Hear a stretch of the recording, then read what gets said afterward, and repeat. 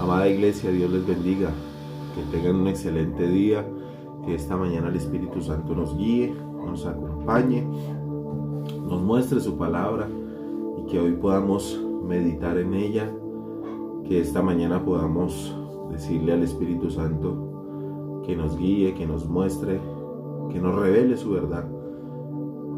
Continuamos con este hermoso discipulado, con esta hermosa enseñanza que Dios tiene para nosotros cada día. Recuerde nuestra cita todos los miércoles a las 6:30 en punto de la mañana. Y esta mañana no nos queda más que agradecerle a Dios. Esta mañana no nos queda más que honrarle a Él con nuestra oración y con nuestra obediencia. Ahí mientras los demás se van conectando y van llegando a esta transmisión, vamos a darle gracias a Dios y vamos a orar en este momento. Cierre sus ojitos ahí donde se encuentre.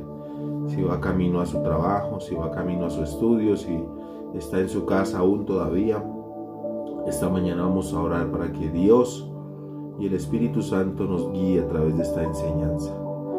Padre, en esta mañana, Señor, levantamos un clamor hacia ti, levantamos esta oración, Dios, para que seas tú hablándonos, para que seas tú ministrándonos, para que seas tú llevándonos hacia tu palabra, Dios.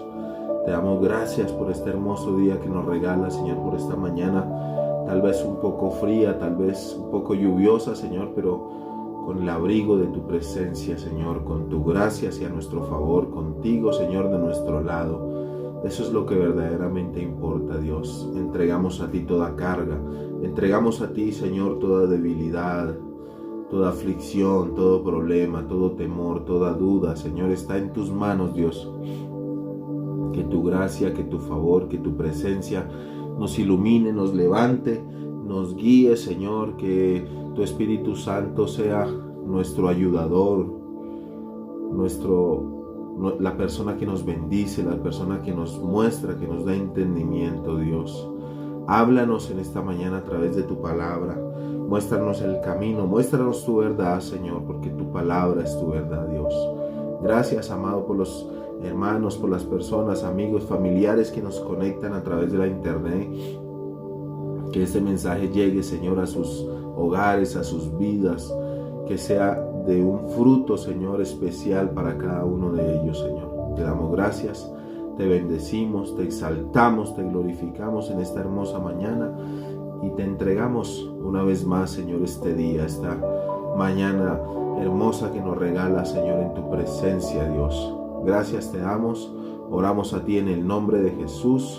Amén y amén. Bueno, mis amados, recordemos un poco acerca del tema número 4 de nuestro discipulado virtual. Y hace 8 días estuvimos hablando acerca de la Biblia, el libro más poderoso que ha existido y que jamás podrá ser reemplazado, y es la Escritura. ¿No? Hablamos del poder que tiene la Escritura, hablamos de la inspiración, de cómo está organizada la Escritura. No está organizada cronológicamente, sino temáticamente, no por temas.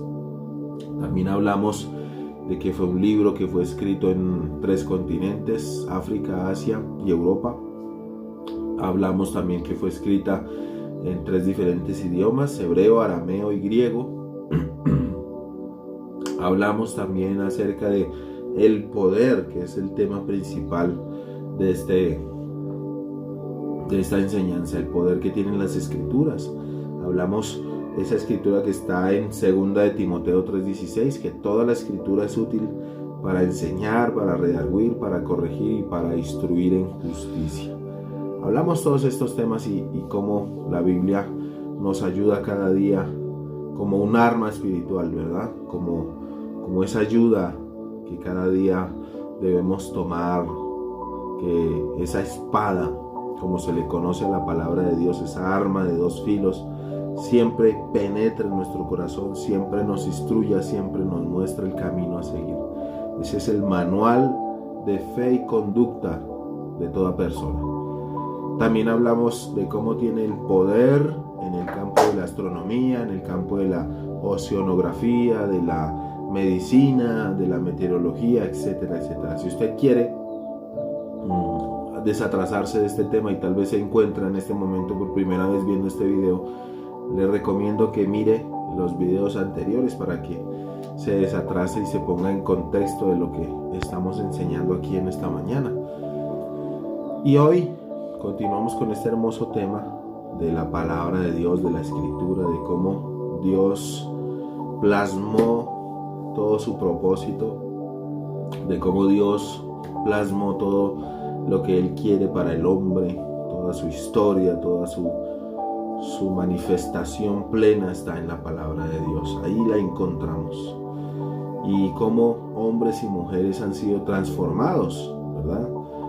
Sus vidas han sido cambiadas a través de este hermoso libro, que la verdad hoy podemos entender que es inspirado por una mano divina, es inspirado por el Espíritu Santo, quien guió a hombres y mujeres a escribir este hermoso libro, a traer estas hermosas enseñanzas, que en ninguna parte se contradice, que en ninguna parte se lleva a la contraria, sino que se afirma cada vez más que la Biblia va de la mano con la ciencia, como lo pudimos ver, que la Biblia está más actualizada que el periódico de mañana en la mañana, y podemos ver muchas cosas más, como la Biblia saca siempre la verdad a la luz y siempre saca el evangelio por encima de cualquier otra cosa.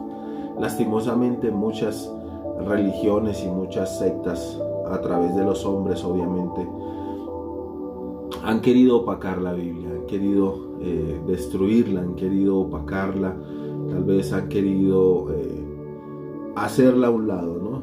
Y por eso es que existen las religiones y por eso es que existen algunas sectas, porque ponen algo por encima de la escritura, ¿no? Ponen la adoración a los santos, la idolatría por encima de la palabra de Dios, ponen un libro por encima de la palabra de Dios, ponen una revista por encima de la palabra de Dios, ponen a un hombre por encima de la palabra de Dios.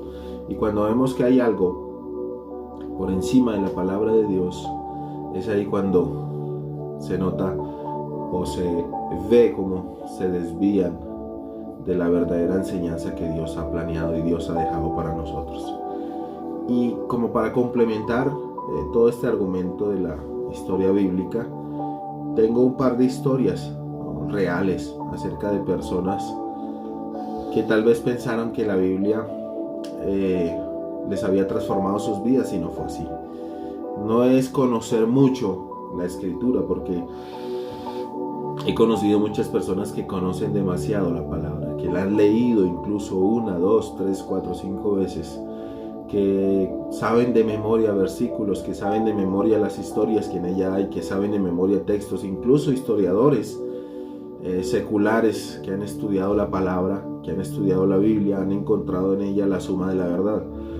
Pero no solamente es tomarla como un libro más, no solamente es coger ese libro y decir, sí, qué hermoso libro, qué hermosa enseñanza.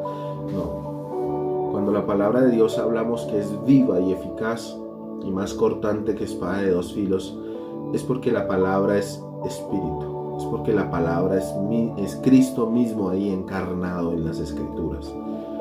Y si nosotros no estamos en el espíritu, no andamos en el espíritu, obviamente va a ser un libro más, obviamente va a ser un texto más el que leamos, porque hay que entender que la escritura debemos leerla juntamente en oración, en coinonía con el Espíritu Santo, para que asimismo Él nos hable a través de ella, para que asimismo la Biblia encontremos el refugio, para que asimismo en ella encontremos a Dios mismo plasmado en cada letra, en cada texto, en cada historia.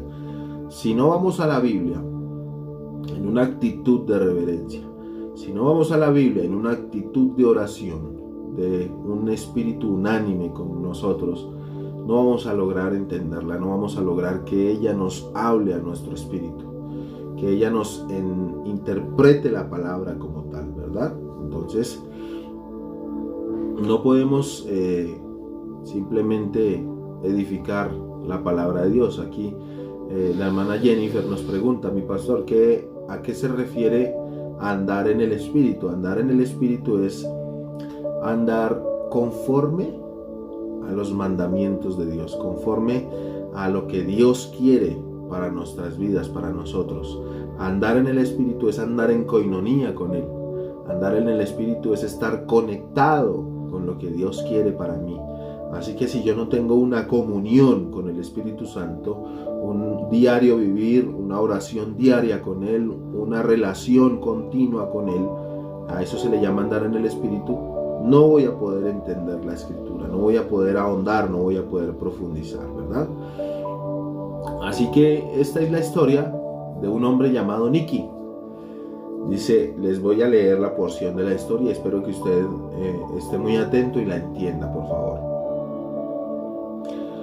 A Nicky le gustaba el turrón, las gelatinas, los chocolates, en fin, todo lo relacionado al dulce. Pero eran tiempos difíciles en el vecindario de este muchacho Nicky.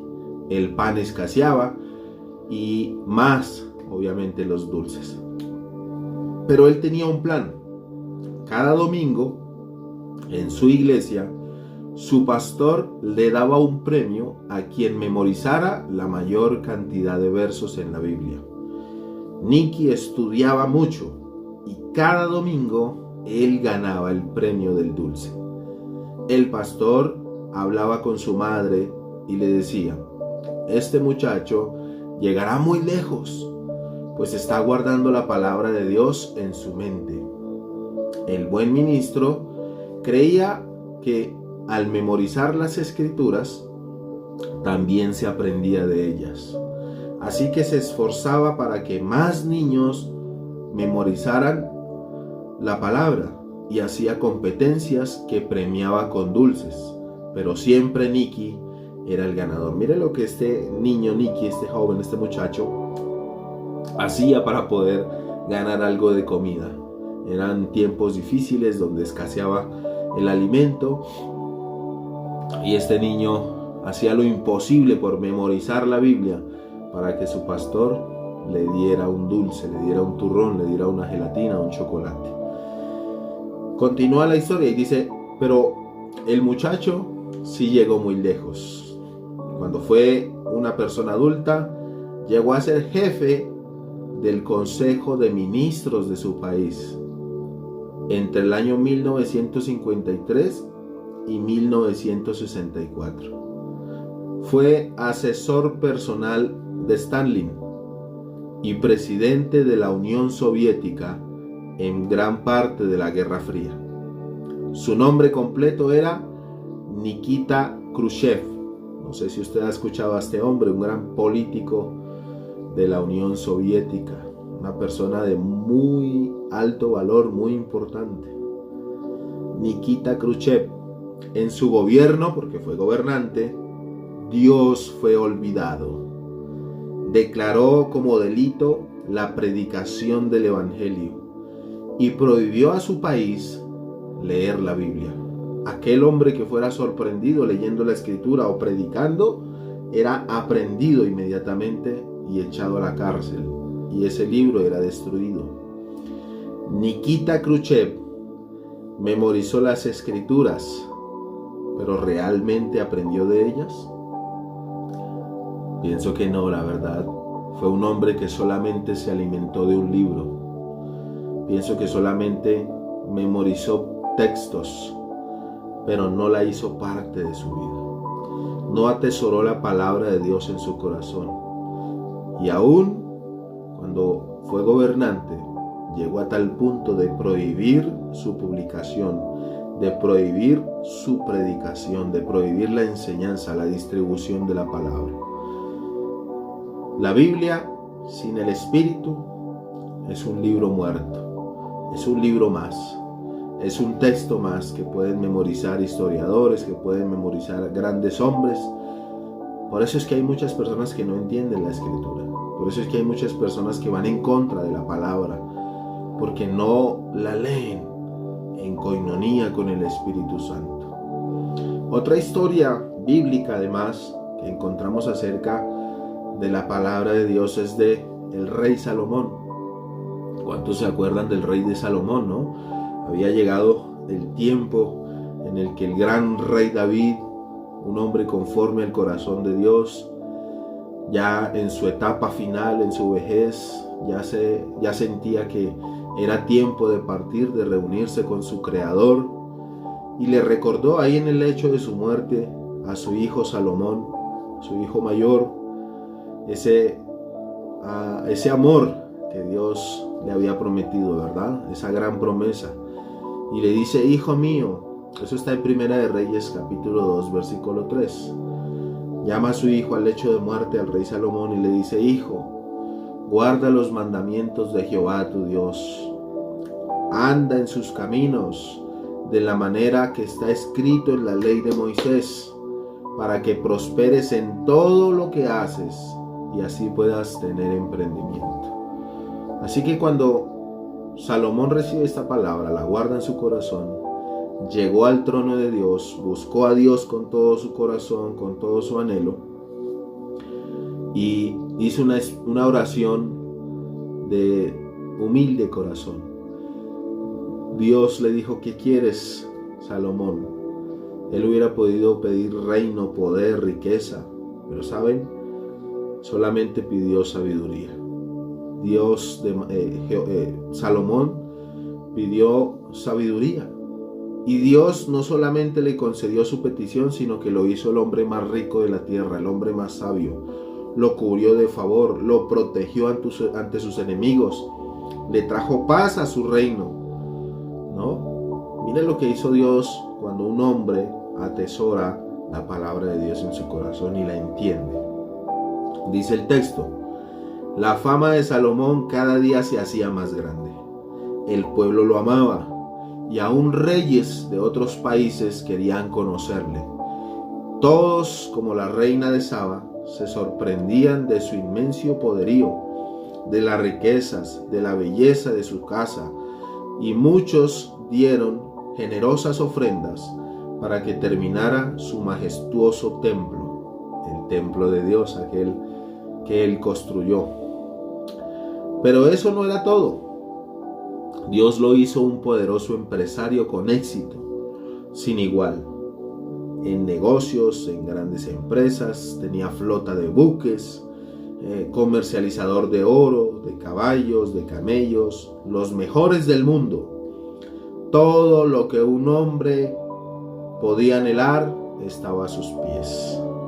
Pero el gran rey un día se olvidó de la promesa sagrada hecha a su padre, de los valores y enseñanzas que éste le había dado, y dio rienda suelta a su codicia y su lujuria. Tuvo 700 esposas y alrededor de 300 concubinas, todas extranjeras, lo cual era prohibido por la ley. Estas mujeres lo llevaron a la idolatría, al satanismo y a desafiar a quien se lo había dado todo, a Dios. Su corazón se había apartado tanto de Dios que aún llegó a despreciar su voz. Esto causó que su gran reino fuera dividido y que la presencia de Dios se apartara de él. Triste historia, ¿verdad? ¿Será que Salomón conoció a Dios desde niño? Su palabra estaba sembrada en su corazón, pero realmente conoció las Escrituras, aprendió algo de ellas. Yo creo que en su primera etapa desvió su corazón, porque así es el mundo, ¿verdad? Muchos tal vez que me están viendo en esta mañana a través de este video conocieron a Dios, se enamoraron de Él, hicieron de la palabra de Dios parte de sus vidas, fueron alimentados a través de la Escritura, vivían un tiempo de oración, vivían un tiempo de lectura constante de la palabra, vivían en coinonía con el Espíritu Santo. Pero un día, así como dice la Biblia, un día Él se olvidó de las promesas de Dios.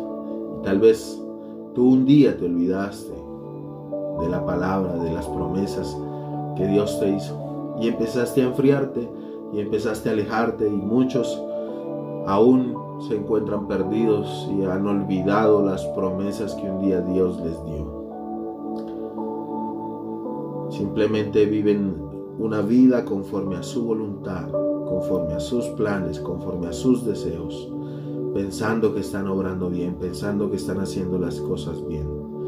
Pero déjame decirte que fuera de Dios no hay nada. Déjame decirte que apartados de su palabra, lo que vamos a encontrar es la muerte. Apartados de la Escritura, lo que vamos a encontrar es pérdida. Con Cristo todo es ganancia. Con Él y la suma de su palabra vamos a encontrar la vida eterna. Hombres como este político Nikita Khrushchev, que memorizaron mucha Biblia, textos enteros memorizados, pero de nada sirve memorizar un libro si no lo hago parte de mi vida. De nada sirve leer y leer y leer horas si no aplico la lectura a mi vida personal, si no vivo la palabra, si no vivo conforme a lo que ella dice. El rey Salomón, un gran rey con mucho poder, muy rico, muy poderoso, un día se olvidó de Dios, un día se olvidó de su palabra, un día olvidó los mandamientos, la Escritura. Damos gracias a Dios porque él pudo recapacitar y volver a ella. Pudo entender que estaba desviado del camino y pudo entender que apartado de la Biblia, que apartado de Dios, nada podía hacer. Estaba yendo rumbo a la muerte. Gracias a Dios reconquista, recapacita y vuelve a sus caminos. Y ese es el llamado que les hago esta mañana, mi amado. Si usted se ha apartado de la Escritura, si usted ha dejado de leer, si usted ha dejado de orar, si usted ha dejado de buscar la Escritura, es tiempo de que lo haga. Es tiempo de que ahonde en ella, es tiempo de que busque la palabra, es tiempo de que empiece nuevamente a tomar el hábito de leerla. No deje que la pereza le gane, no deje que los afanes de este mundo le ganen, le desvíen, le dé pereza, luego cambie sus hábitos. Tome un hábito, así sea con 5 o 10 minutos de lectura diaria, empiece. La idea es que usted retome, la idea es que usted fortalezca ese hábito diario de leer la palabra. Así que podemos ver que la Biblia no es solamente un libro más, no es solamente un libro que apareció, un libro que llegó al mundo, sino que es el libro que ha logrado sobrevivir por muchos siglos. No hay ningún otro libro que haya podido sobrevivir como este libro. Muchos la han perseguido, muchos han quemado la Biblia, muchos han prohibido, como Nikita Khrushchev en su país, que prohibió la publicación, que prohibió la predicación de este libro. Muchos, y aún desde tiempos bíblicos ha sucedido esto, ¿no? Por ejemplo, el rey Joacim quemó el rollo donde se encontraba la palabra de Dios, quemó todo. Por eso el profeta Jeremías tuvo que volver a hacer otro libro de estos. Un hombre llamado Voltaire, influyente masón en Francia, representante de la Ilustración, dijo: les aseguro, mire lo que dice Voltaire, les aseguro que en 100 años el cristianismo será borrado y pasará a la historia. Esta fue la frase de este hombre que murió en el año de 1778, pero el Evangelio no murió. El Evangelio sigue vivo y sigue presente hasta el día de hoy. El sabio profeta Isaías dijo en el capítulo 40, versículo 8: sécase la hierba, marchítase la flor, mas la palabra del Dios nuestro permanece para siempre. ¿Cuántos pueden decir amén a esto? El mundo pasa, hombres pasan, líderes, reyes, imperios, gobernantes, siervos, todo pasa, pero la palabra de Dios no pasa. Es eterna, es viva y eficaz y más cortante que una espada de 2 filos. Esto me hace estremecer. Yo no sé a usted, pero a mí me hace estremecer por dentro ver cómo este libro ha sobrevivido a tantas cosas. Un hombre llamado Thomas Paine, un gran político y revolucionario en Inglaterra y uno de los fundadores y conquistadores de los Estados Unidos, estaba tan orgulloso del ataque que emprendió contra la Biblia por medio de su libro La Edad de la Razón, que se jactó diciendo, miren lo que dice este hombre en alguna parte de este libro: dentro de 50 años, se atrevió a decir esto, dentro de 50 años la Biblia estará obsoleta y olvidada. Pero también murió en el año de 1809 y la Biblia sigue más viva que nunca, mi amado. En el año 303 después de Cristo, Diocleciano expedió un edicto para destruir a los cristianos y a su libro sagrado. Con una carta ordenó que las iglesias fueran demolidas y las escrituras fueran quemadas, proclamando que aquellos que insistieran en conservarlas serían arrestados. Esto causó mucho daño, pero no sería el fin. A su muerte le sucedió el emperador Constantino, quien se convirtió al cristianismo. Miren, un emperador ateo intenta destruir el cristianismo, pero Dios levanta a un emperador creyente de la palabra. Dice, este hombre Constantino encargó a Eusebio para que preparara varias copias de las escrituras y decretó a toda su nación como un estado cristiano. Ay, Dios Padre, para Él no hay nada imposible. Para Dios todo es posible, y más cuando se trata de su palabra. Se ha anunciado tantas veces la muerte de la Biblia, se ha escuchado tantas veces su destrucción, decretos de hombres, mandamientos de hombres tratando de destruir, de atacar, de quemar, de prohibir. Pero de una manera inexplicable, nunca esto se ha podido hacer realidad. Ningún otro libro ha sido tan atacado, ningún otro libro ha sido tan perseguido, ni ha tenido tan grande ataque masivo como las Escrituras. Ningún otro texto ha alcanzado esta persecución que ha tenido la Biblia. Pero ¿sabe? La palabra de Dios tiene el poder sobrenatural de volver a resurgir de las cenizas, de volverse a levantar de la destrucción, de la prohibición, y cada vez se levanta con más fuerza, porque es un libro poderoso, porque es un libro sobrenatural, es un libro que fue escrito por Dios, ese autor divino, a través de manos humanas.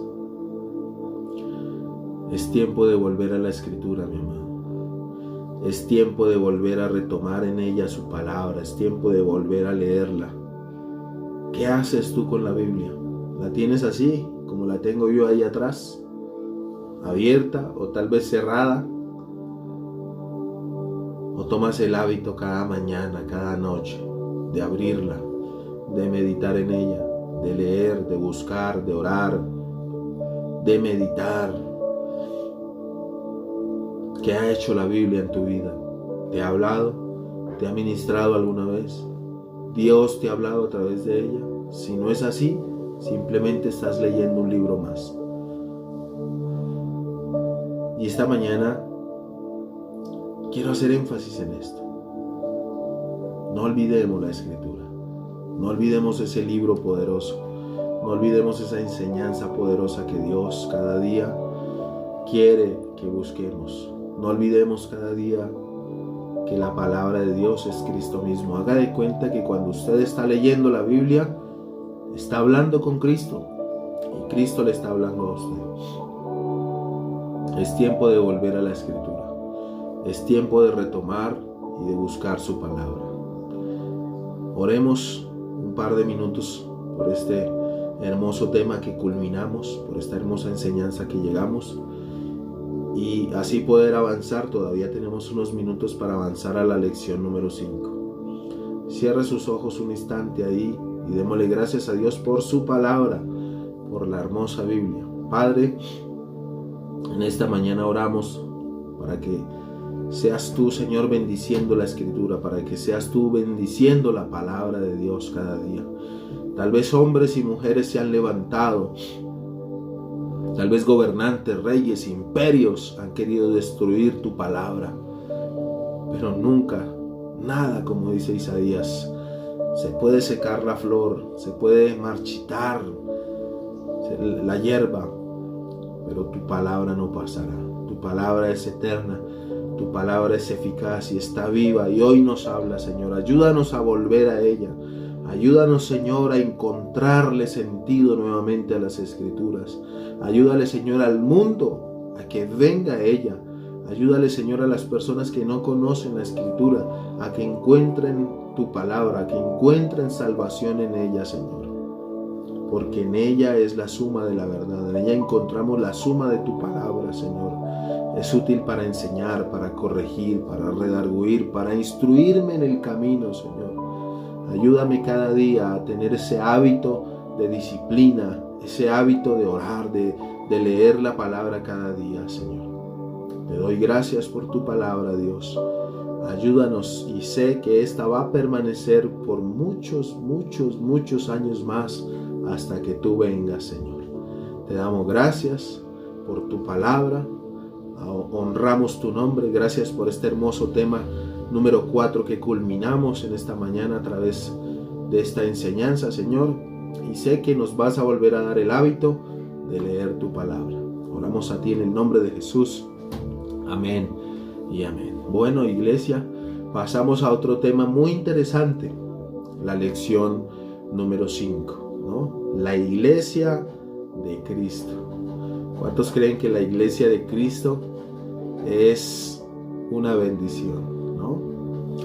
Dice la palabra en Hechos capítulo 1 en el versículo 8: y recibiréis poder, decía Jesucristo, cuando haya venido sobre vosotros el Espíritu Santo, y me seréis testigos en Jerusalén, en toda Judea, en Samaria y hasta lo último de la tierra.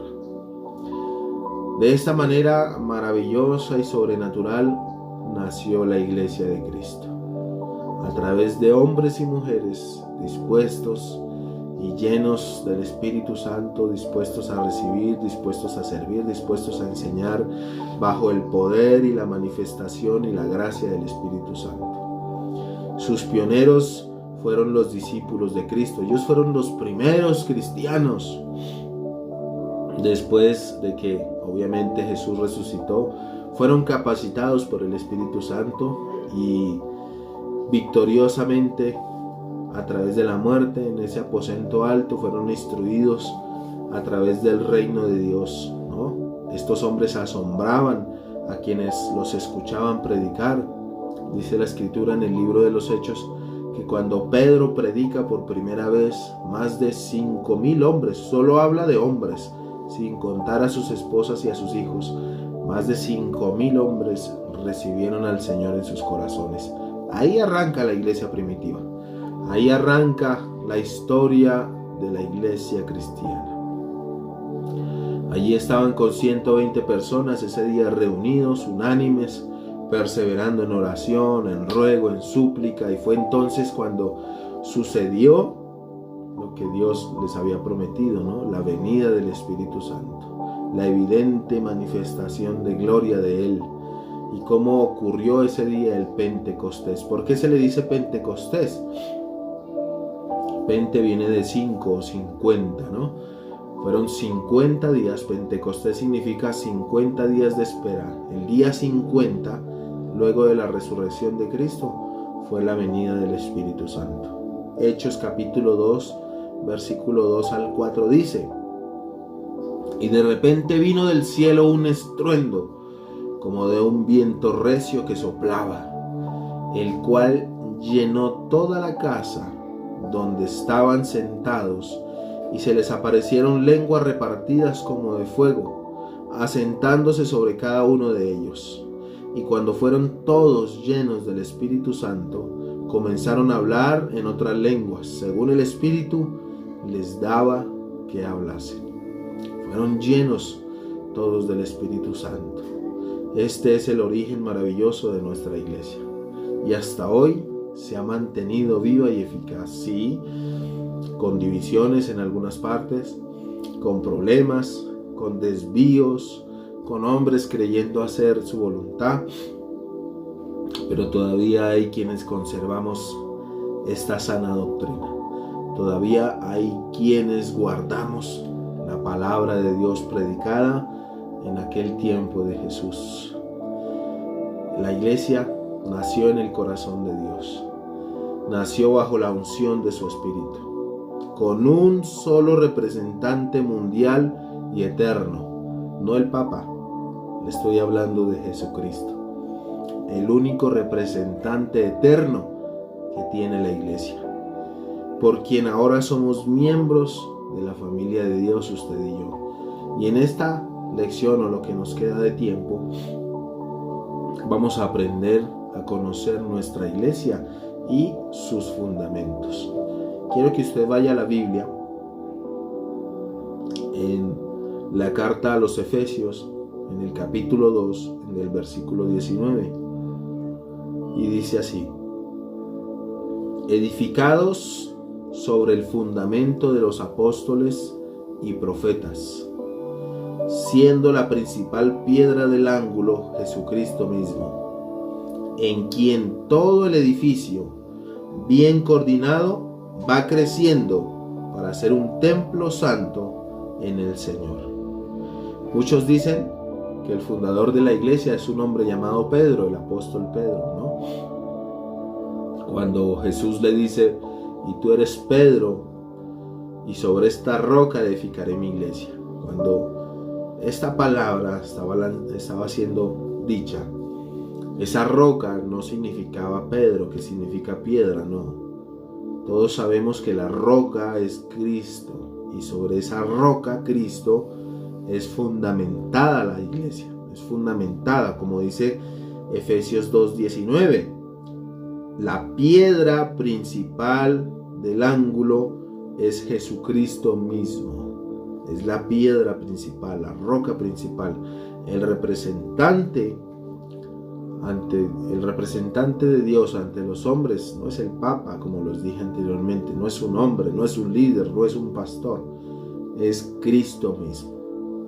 Así que vemos como la historia de la iglesia empieza en una pequeña habitación donde hombres y mujeres estaban reunidos, unánimes, orando. Llega el Espíritu Santo, los llena de poder y gloria, empiezan a hablar en diferentes lenguas, y la presencia y la gloria de Dios funda la iglesia. Pronto esa pequeña congregación comenzaría a crecer sin límites. La Biblia dice que Dios cada día añadía más personas. Dios daba el crecimiento, ¿no? Fue un tiempo de empoderamiento, fue un tiempo donde el apóstol Pedro se convirtió en un gran referente para la predicación. La iglesia fue perseguida por el apóstol Pablo. Seguidamente Dios tiene un encuentro con Pablo, le hace convertir al cristianismo, y este hombre se encarga mucho más de expandir mucho más el evangelio por todo lugar donde iba, por todo lugar a donde se encontraba, ¿no? Y dice Hechos capítulo 2, verso 43, y muchas maravillas y señales eran hechas por los apóstoles, y el Señor añadía cada día a la iglesia a los que habían de ser salvos. Y esto sigue ocurriendo el día de hoy. Nosotros predicamos su palabra, nosotros llevamos la verdad, evangelizamos, pero el que añade a la iglesia no es una estrategia, no es un líder, no es un pastor. El que añade a la iglesia es el mismo Dios. Él es el que trae el crecimiento a la iglesia. Así que la misión de los primeros cristianos era ser testigos de la cruz. Lo que ellos vieron en la cruz, lo que ellos vieron hacer a Jesús, era llevar ese mensaje de buenas nuevas, de nuevas esperanzas, ¿no? Era ser testigos de lo que Cristo había hecho en sus vidas, reflejar con sus vidas el amor y el evangelio de Jesucristo, ¿verdad? Ellos llevaban su testimonio, llevaban su historia, y muchas personas eran atraídas por el amor y el evangelio, obviamente, que Jesucristo les había enseñado, presentándolo como ese salvador de la humanidad. Pero esta misión no sería fácil, ¿no? No sería sencilla, empezando que no tenían los medios, eran perseguidos por el Imperio Romano, eran atacados, asesinados en presencia de sus propias familias. Les obligaban a negar la iglesia, les obligaban a negar a Cristo para asesinarlos, para poder así ellos opacar el nombre de Jesucristo. No sería una tarea fácil. Por entonces existía la religión judía, todavía existían los judíos ortodoxos, esos hombres que hicieron que Cristo muriera a través de una cruz. Era una de las más fuertes del mundo y estaba dividida. Acordémonos, en esa época existían los fariseos, que eran esos legalistas ortodoxos, esos legalistas que hacían parte de ritos y sus estudios y sus pensamientos litúrgicos muy estrictos, por supuesto. Estaban también los saduceos, que eran opositores del fariseísmo. Ellos solamente admitían la Torá, rechazaban a todos los profetas, solamente creían en los 5 libros de la palabra de Dios, los primeros 5 libros, ¿no? También existían los esenios. ¿Quiénes eran los esenios? Eran monjes célibes que no aceptaban a Jesús como el Hijo de Dios.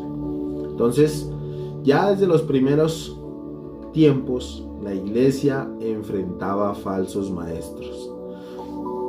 Desde sus primeros inicios, la iglesia enfrentaba a falsos profetas, a personas que creían solamente a su conveniencia, que torcían la escritura a su favor, como los fariseos, ¿no? Los fariseos usaban la escritura para que el pueblo les sirviera, para recibir los diezmos, las ofrendas, para recibir las dádivas. Se aprovechaban de las viudas, de los huérfanos. Sí, enseñaban la escritura, pero no la aplicaban a sus vidas. Recuerde lo que Jesús les decía: fariseos, son como los sepulcros blanqueados, por fuera muy bonitos, muy hermosos, pero por dentro son huesos podridos, por dentro están llenos de maldad, ¿no? Esto eran los fariseos. Entonces vemos cómo la palabra y cómo Dios afrontaban en esa época, la iglesia afrontaba sectas, como hoy en día. Hoy en día existen diferentes religiones, diferentes sectas, diferentes enseñanzas de hombres y mujeres que quieren, como siempre, torcer la escritura, que quieren, como siempre, hacer a un lado la sana doctrina, la sana enseñanza, y simplemente hacer de la palabra de Dios un libro más. Pero miremos un poquito más acerca del origen de la iglesia cristiana. La naciente iglesia también debería llevar el evangelio a gigantes como Grecia y Roma, que estaban invadidos de cultos paganos a dioses imaginarios, hombres y mujeres de gran tamaño y fuerza, pero totalmente inmorales y permisivos, como Zeus, un dios adúltero e incestuoso. Otros como el dios Venus, que representaban la belleza carnal o el baco placer. Cada nación y provincia tenía su dios favorito, dioses infernales, que junto a emperadores y a la propia Roma eran adorados. En esa época existían muchos dioses, incluso los mismos emperadores se hacían llamar dioses y se les rendía pleitesía. La gente se postraba ante los emperadores, la gente adoraba a los emperadores, los tenían vistos como dioses.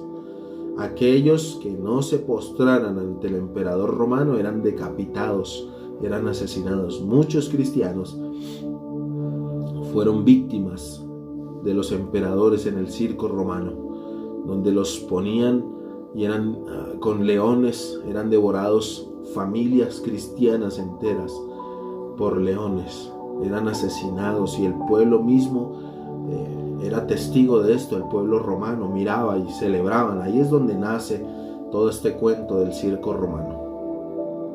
Así que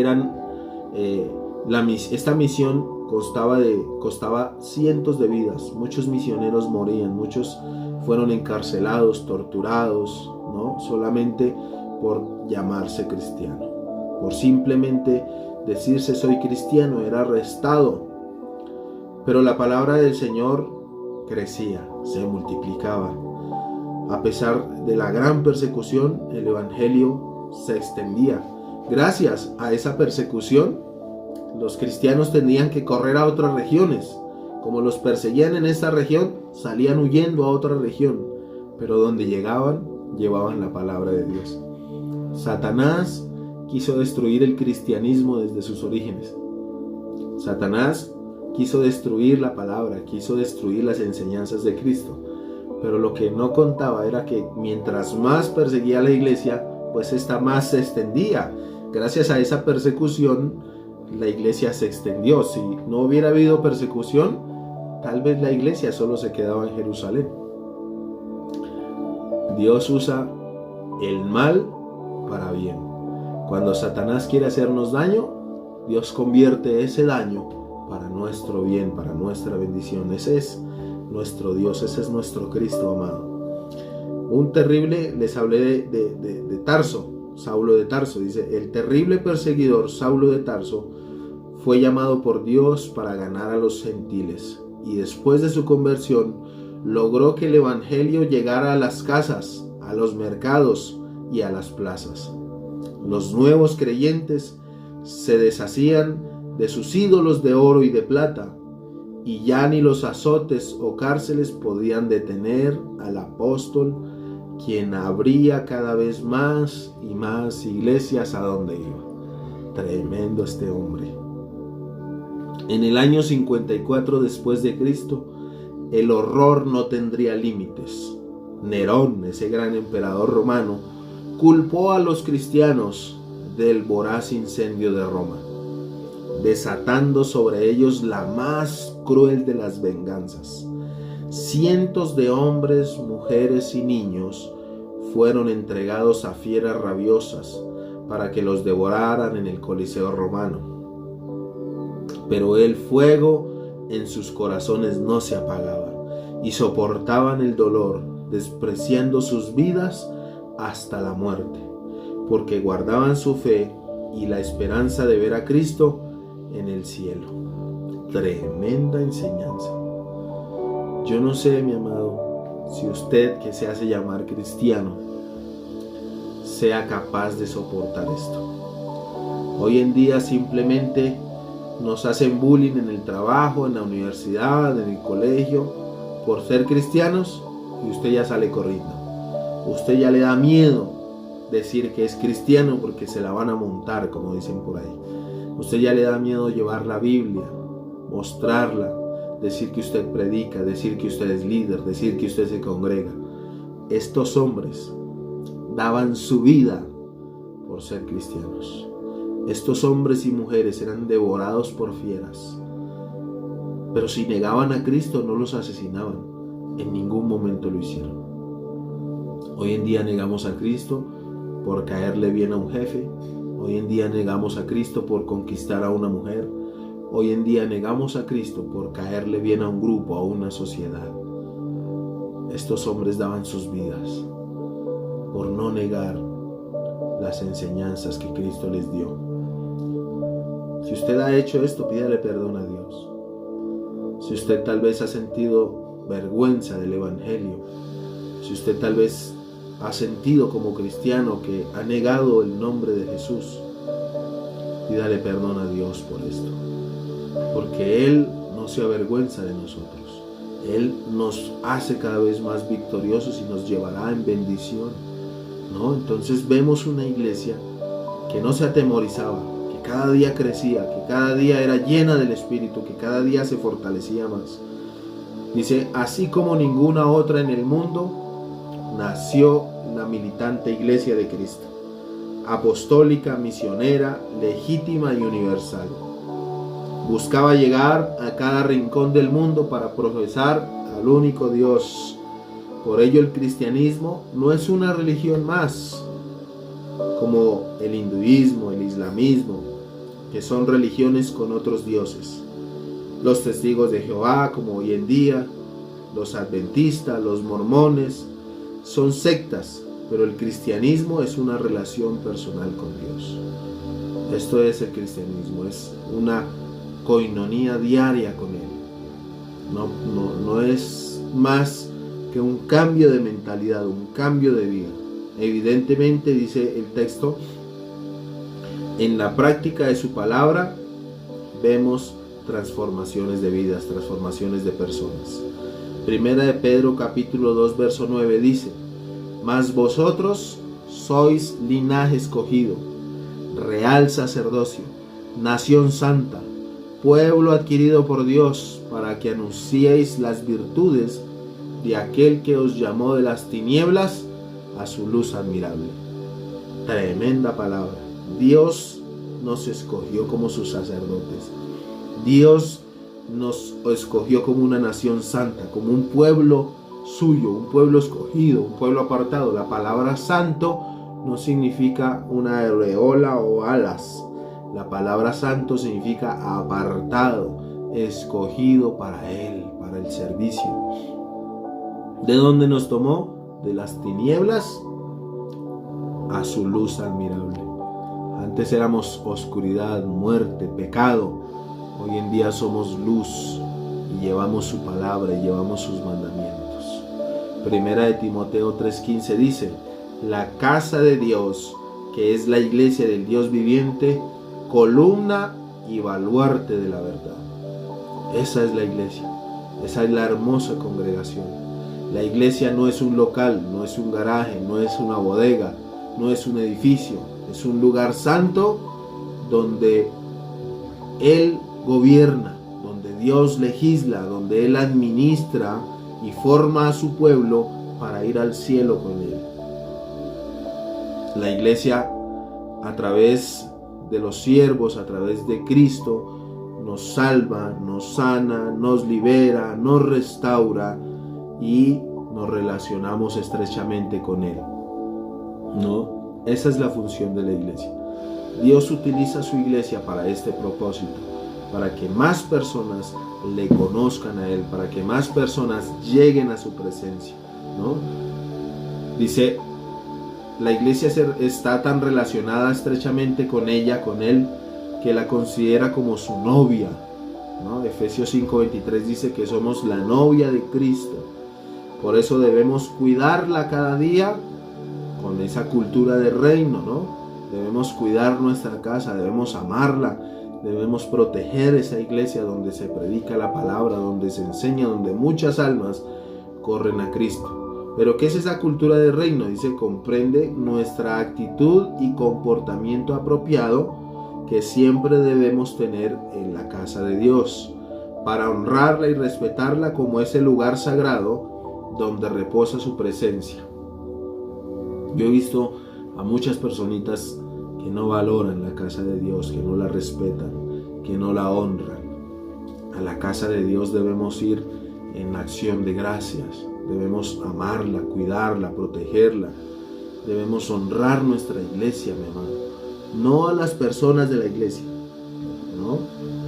Debemos honrar a Cristo y debemos honrar ese templo hermoso que nos ha regalado para que allí prediquemos su palabra. Entonces, ¿qué se hace? ¿Cómo honramos la iglesia? ¿Cómo honramos el cuerpo de Cristo? Asistiendo puntualmente a los servicios, ¿no?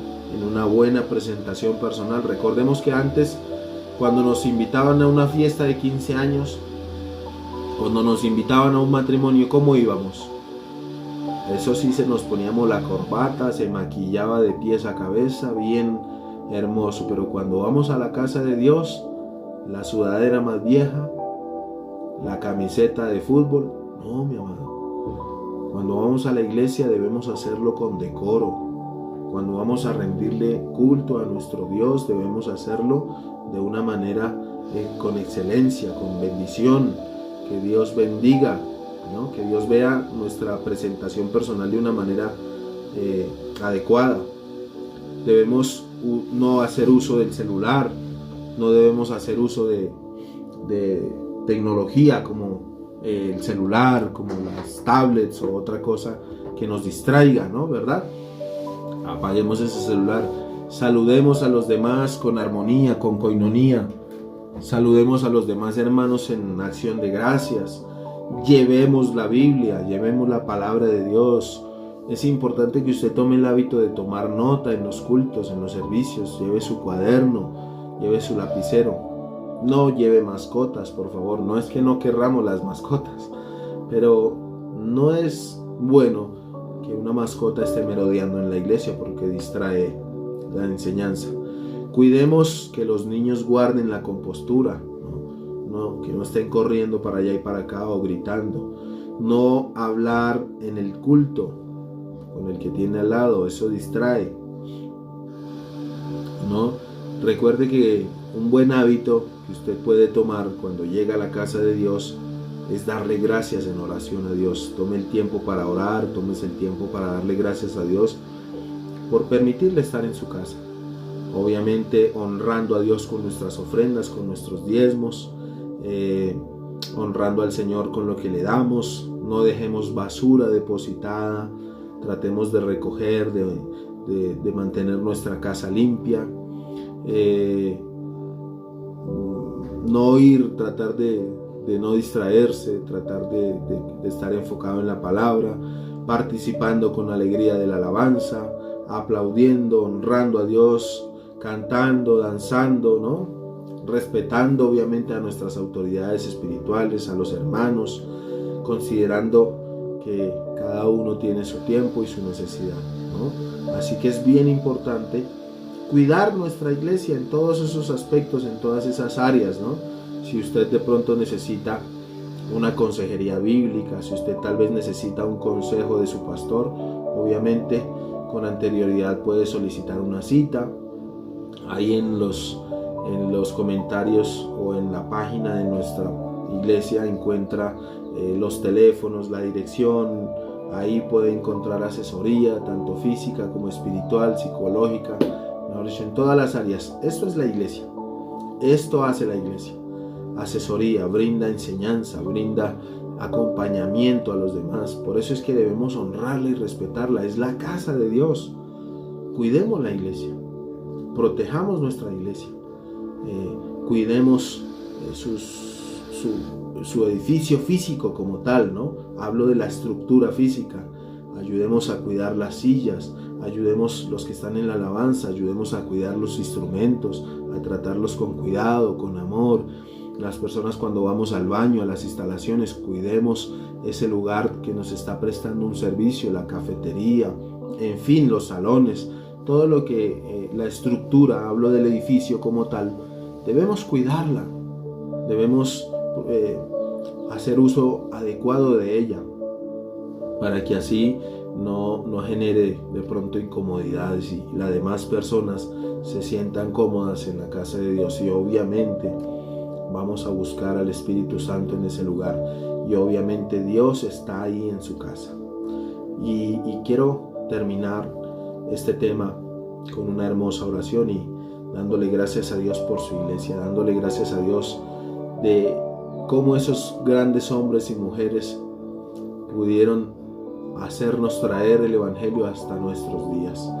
Gracias a que esos hombres y mujeres murieron en esa época, fueron víctimas y fueron muertos y asesinados por causa de Cristo. Le pido a Dios que cada día me haga como esos cristianos, que cada día Dios me haga tener la fuerza de voluntad y la valentía que tenían estos hombres y mujeres para morir por causa de Cristo. Cierre sus ojos, por favor, en esta mañana y démosle gracias al Espíritu Santo. Padre, en esta mañana te damos gracias por tu palabra, Dios. Gracias, Señor, porque tu iglesia se ha mantenido fiel aquí hasta ahora, Señor. Gracias porque esos hombres y mujeres de la iglesia primitiva pudieron soportar el martirio, pudieron soportar los azotes, pudieron soportar, Señor, esos azotes, incluso hasta la muerte, Dios. Todo por conservar el nombre de Cristo, todo por conservar tus mandamientos. Y gracias a esos hombres, hoy nosotros, la iglesia cristiana viva, mantiene su vitalidad, está latente, está más viva que nunca. Gracias porque hoy la iglesia se conserva, Señor, gracias a esos discípulos, gracias a esos apóstoles que dieron sus vidas, gracias a esos siervos, gracias a esos cristianos que dieron sus vidas, Señor, por conservar la palabra de Dios, por conservar las enseñanzas bíblicas. Ayúdanos como cristianos, ayúdanos como hijos tuyos a ser esos misioneros, a ser esos valientes que no se avergüenzan del evangelio, a ser esas personas que llevan tu palabra, que predican tu verdad. Guarda mi corazón, Señor. Dile así, ora de esta manera, dile, guarda mi corazón de avergonzarme de tu evangelio, de avergonzarme de tus mandamientos.